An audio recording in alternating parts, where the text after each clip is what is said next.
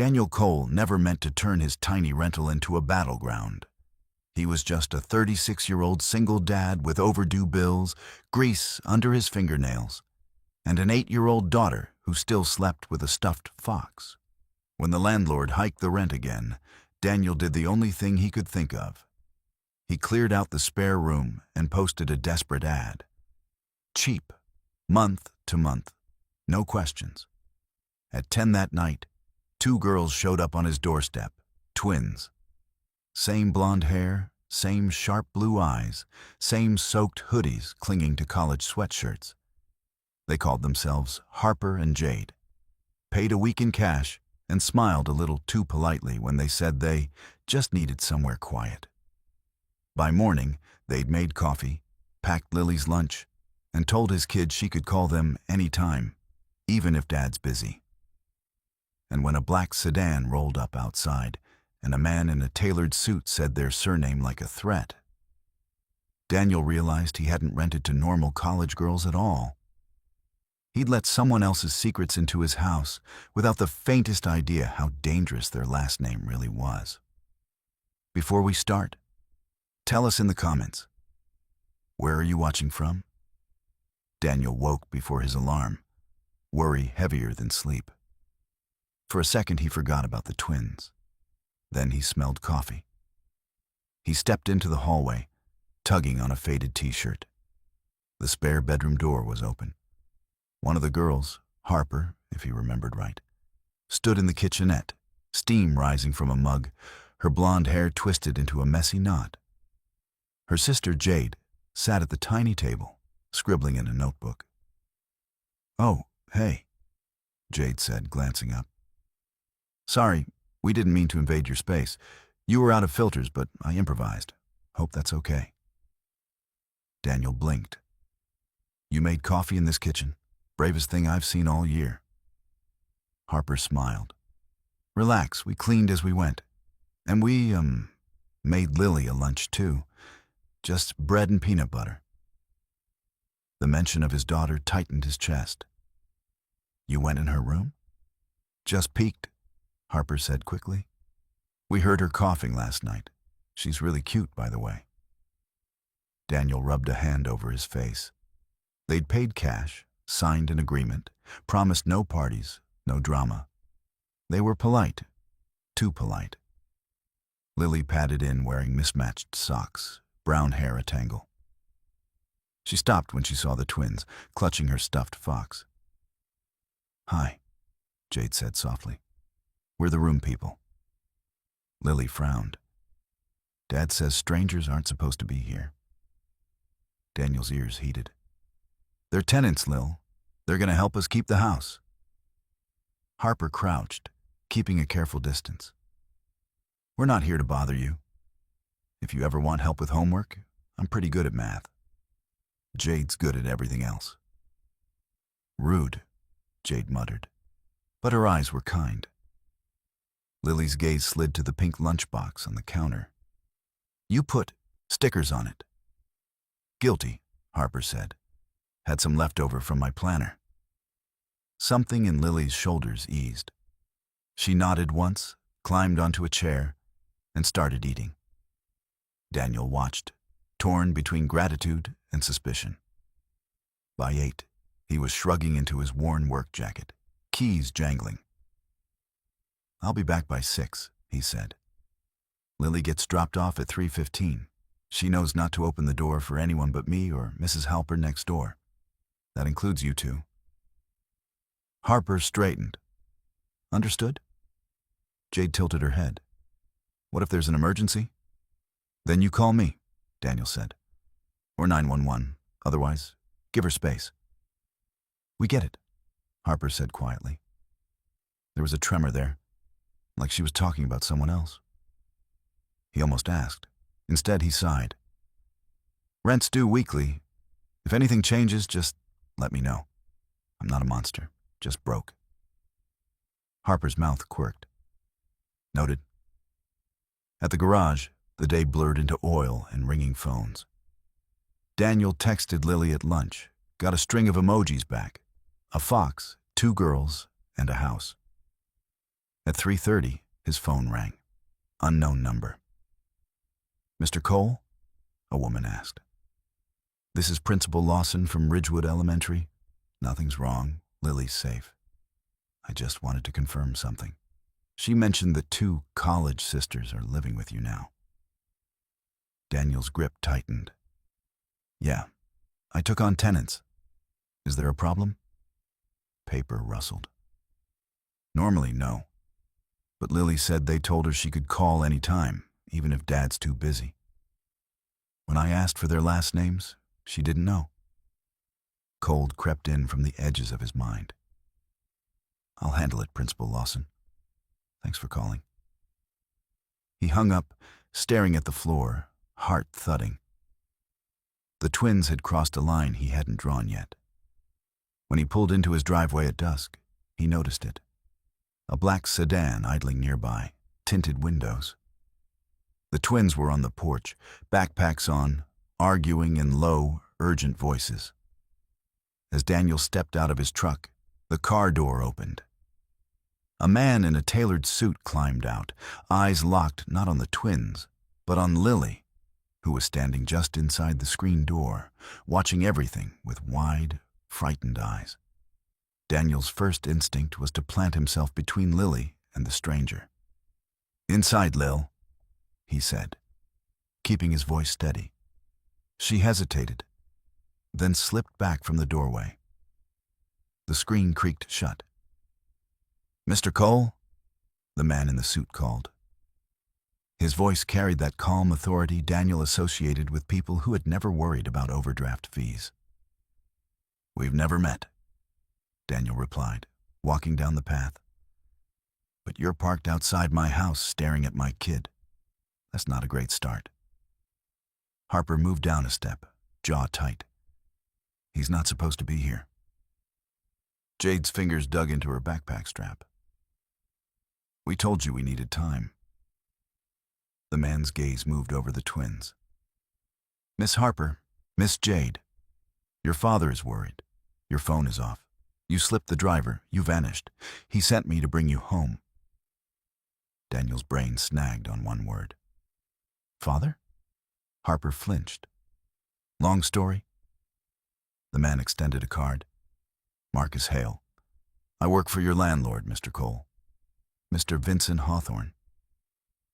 Daniel felt his stomach drop. He'd spent months cursing that name on rent notices and ignored repair forms. "Security," Marcus added. "Logistics, damage control. Your tenants left a Hawthorne property last night without authorization and turned up in another." Jade muttered, "He means we ran away." Marcus ignored her. "Regardless, the car's waiting. Pack your things." "We're not leaving," Harper said. "We're adults. We picked this place. We're paying rent."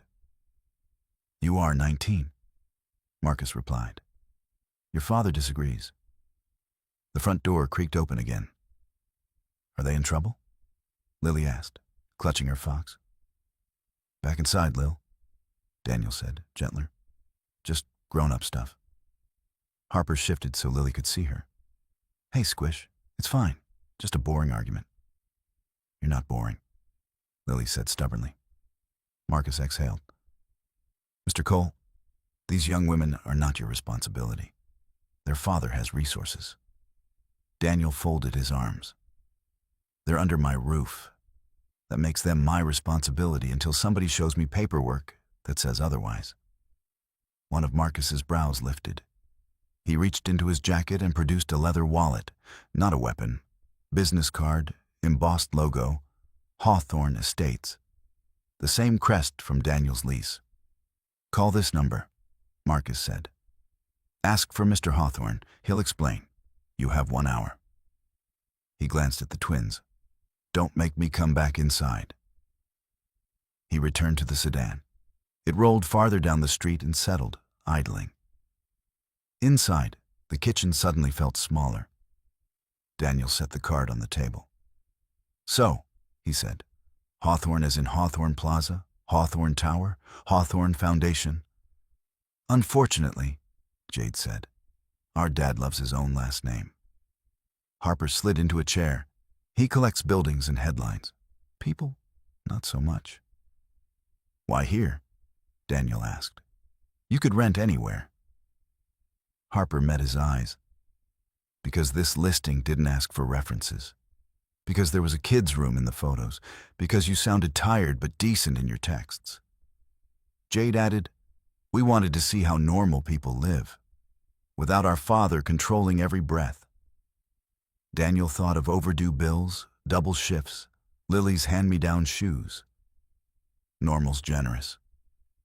Harper's phone buzzed on the table, the screen lighting with an unknown number. She flipped it face down. Answer it, Daniel said. If it's him, he'll talk, not listen, she replied. He already knows we're here.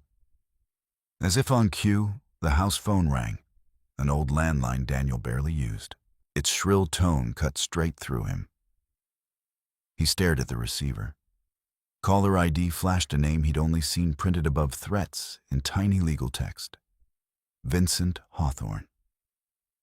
Harper and Jade went still. Even the ticking wall clock suddenly seemed to hold its breath. Are you going to pick up? Jade whispered. Daniel swallowed.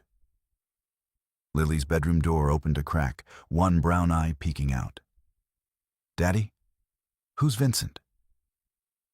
The phone kept ringing, loud in the cramped kitchen, as Daniel reached toward it with a hand that suddenly wouldn't stop shaking. Daniel's fingers trembled as he hit speaker and set the phone down. Daniel Cole, he said. Mr. Cole? Vincent Hawthorne. My daughters are in your house. Daniel glanced at Harper and Jade. They answered an ad, he said. Paid rent, signed an agreement, that's all. They also disabled security protocols and vanished from authorized housing, Vincent replied. You can understand my concern. I understand being terrified for your kid, Daniel said. Everything else is paperwork. You have a child? Vincent asked. 1, Daniel said. 8. Put me on speaker. Daniel tapped the button. Harper, Jade, Vincent said. This performance ends now. Marcus will drive you back. We'll discuss rules there. Harper's chin lifted. We're not furniture, Dad. We asked for space. You offered cameras. We wanted somewhere our name doesn't walk in first, Jade added. You are Hawthorne's, Vincent said. That carries responsibility.